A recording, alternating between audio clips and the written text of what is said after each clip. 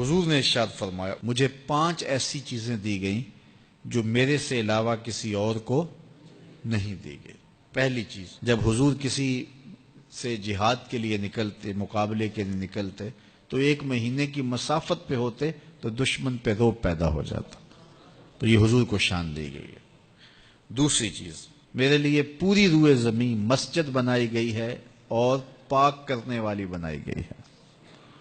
یہ کسی نبی کی شان نہیں تھی، معبد میں جانا پڑتا ہے عبادت کے لیے، لیکن حضور نے اس صحن کائنات میں قدم رکھا، دھرتی پاک کر دی گئی۔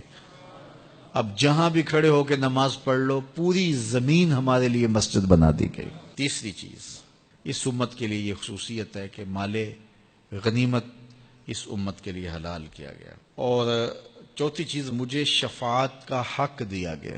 قیامت کے دن اللہ تعالیٰ جل شانہ اپنے محبوب علیہ السلام کو شفاعت کا اذن دیں گے اور حضور شفاعت کریں گے، اور جب شفاعت کا دامن کھولیں گے تو بڑے بڑے گناہگار اس دامن میں چھپ جائیں گے۔ اعلیٰ حضرت بولے پیش حق مجدہ شفاعت کا سناتے جائیں گے، آپ روتے جائیں گے ہم کو ہنساتے جائیں گے۔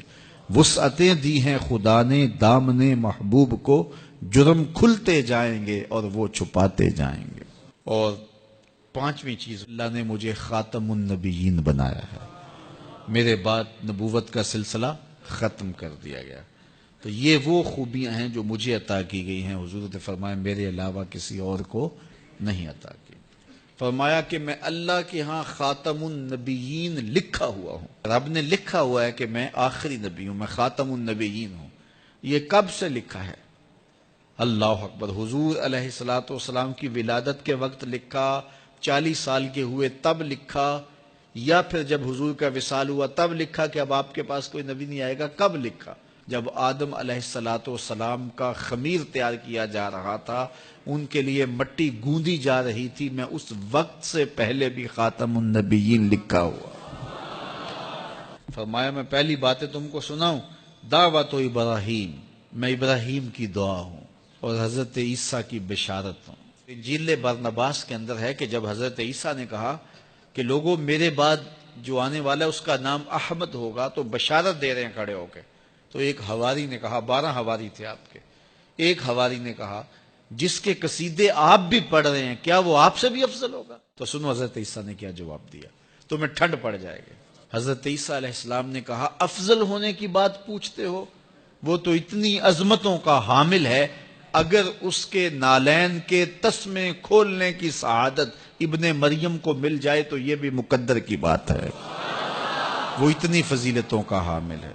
اگر اس کے نالین کے تسمے کھولنے کی سعادت مجھے مل جائے تو میں مقدر والا سمجھوں گا اپنے آپ کو، اتنی عظمتوں کا حامل ہوگا۔ اللہ اکبر، کہا میں وہ ہوں، حضور بیان فرما رہے ہیں۔ اللہ اکبر، یار جب حسن خود ناز پہ آ جائے تو پھر تو اس کے انداز تکلم نرالے ہوں گے نا۔ تو کہا میں ابراہیم کی دعا ہوں، میں عیسیٰ کی بشارت ہوں۔ اگلی بات حضور نے کیا ارشاد فرمائی، جب میری ماں نے مجھے جنم دیا تھا تو میری ماں نے ایک خواب دیکھا تھا، فرمایا میں اس خواب کی تعبیر ہوں، اور فرمایا اللہ کے ہاں میں اس وقت بھی خاتم النبیین لکھا ہوا تھا جب حضرت آدم کا خمیر ابھی تیار ہو رہا تھا۔ تو سب سے پہلے حضور ہیں، آئے سب سے آخر میں ہیں، یعنی حضور تخلیق میں اول ہیں، ظہور میں آخر ہیں۔ اور میاں صاحب بولے نور محمد اس ویلے دا آدم اجے نہ ہویا، نور محمد اس ویلے دا آدم اجے نہ ہویا، اول آخر دوویں پاسے اوہ مل کھلویا، اول آخر دوویں پاسے اوہ مل کھلویا۔ اور اقبال کہتا ہے نگاہ عشق و مستی میں وہی اول وہی آخر، وہی قرآن وہی فرقان وہی یاسین وہی طٰہٰ، تو اول بھی وہ ہیں آخر بھی، تو اصل وجود آمدی از نخست، اول آخر دوویں پاسے اوہ مل کھلویا۔